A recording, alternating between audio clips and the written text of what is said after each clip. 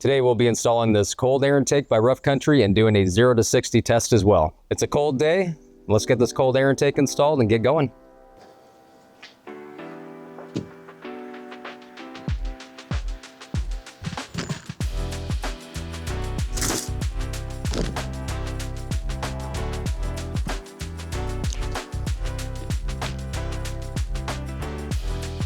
I'm going to start with these adapter mounts first. You just need the mounts, the bolts, and the lock washers. This piece and this lock nut you will use later.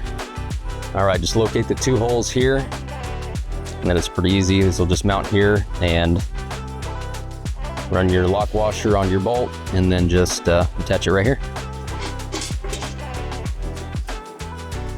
Snug these down using a 14mm socket, and I did find that I needed a 21mm on the body of this to really keep it from spinning while I tightened it down.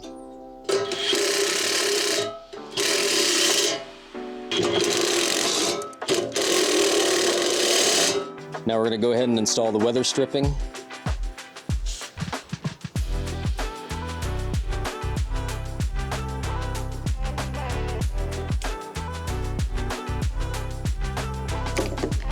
And just for fun, I'm going to put this little extra piece right here. Why not?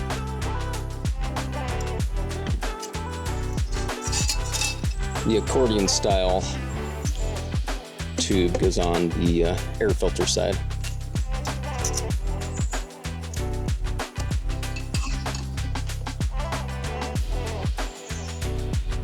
All right, I'm going to put this right in the hole, just like that.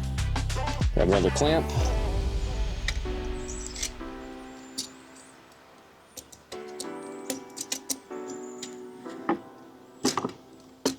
And attach your boot to your adapter here. All right, now you're ready for your cone. Make sure this is level, you know, pet peeves. Make sure you can read it.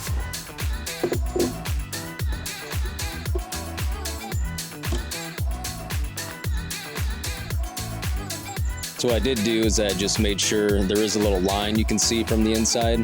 I just made sure that the boot was halfway onto the intake pipe. And the little grommet you're supplied just goes right in this hole. So I did end up heating up the grommet with a heat gun real quick just to make it more pliable, and then it popped right in. First, we're gonna pull this plug, get these retainers out. For the sake of not boring y'all to death, so you're gonna remove this plug, pull these clip retainers off, remove these two 10mm bolts in the front.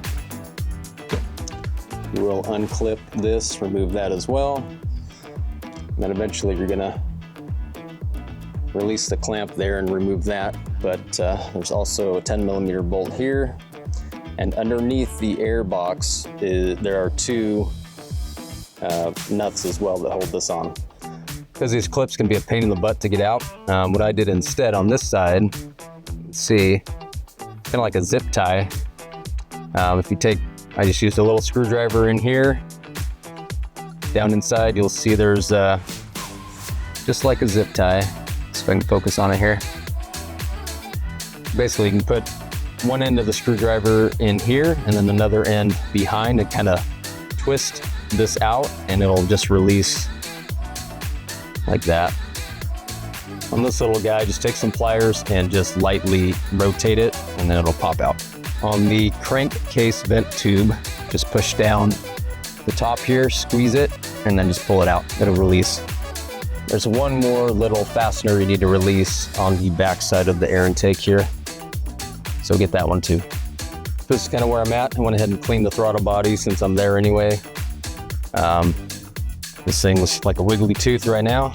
So I've got this bolt removed, and then now I just gotta get the two nuts from the bottom, and this thing will come right out. And I was mistaken, there are no nuts on the bottom. You literally, at least for me, I had to stand on my bumper and wiggle and pull up, and they finally pop out. And we do need to remove these and reuse them. So go ahead and pull those off. As you can see, they just pop right in. All right, locate this second bolt and remove that with a 10mm.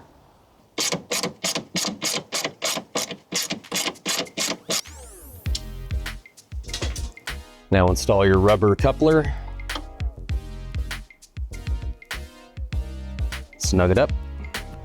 All right, now we're gonna go ahead and get the air box dropped in and push these into the grommets.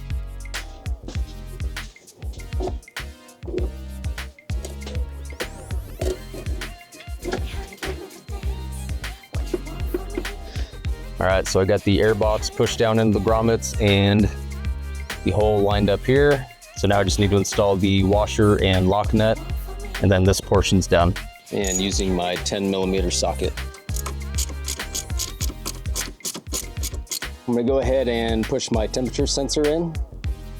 So I found the best way was actually to push it in and then just kind of twist it clockwise, and it kind of threaded itself in, almost popped right in. Now we're set to install the intake onto the throttle body. All right, so I found the best way was to start from the bottom, hook the boot over the throttle body, and then just kind of rotate it up. Now we're good to install this end.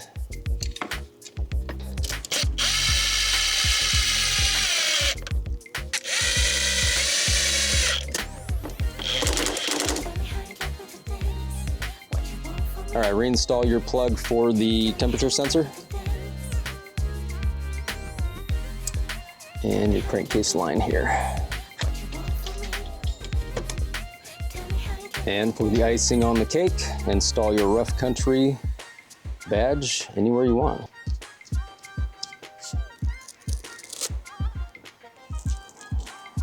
Just be sure to go ahead and double check all your clamps.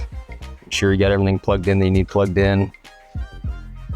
And then let's get this bad boy fired up.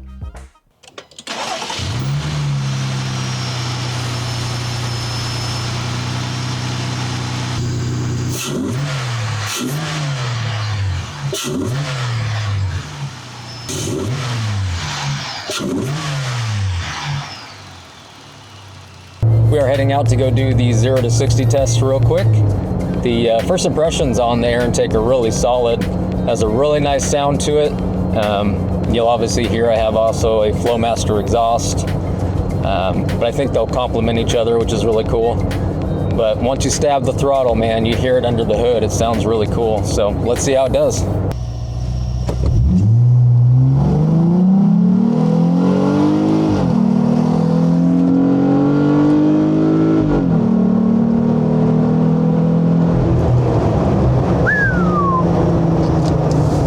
Boy, that definitely, I feel it, man. That is quicker. It sounds so sick. Holy crap. Wow. I ran an 880 0 to 60 using my Taser Mini, so it's exactly accurate there. 880. The best time I had before the air intake was 952. So this is quite a bit better. That's sick.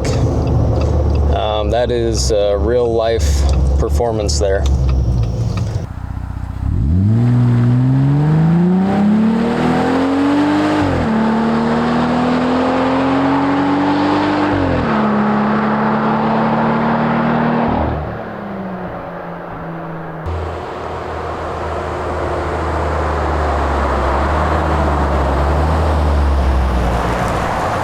I should also note that that's even after adding a retractable tonneau cover and going from a stock size spare to the 37. So I've added, I don't know, a couple hundred pounds in weight probably, so it's really good. If you are looking to improve your airflow to gain horsepower and performance, look no further than roughcountry.com. I have added a link to this specific kit in the description below as well. Thanks for watching, and highly consider subscribing and smashing that hype button for me. That would be great. Talk to you guys soon.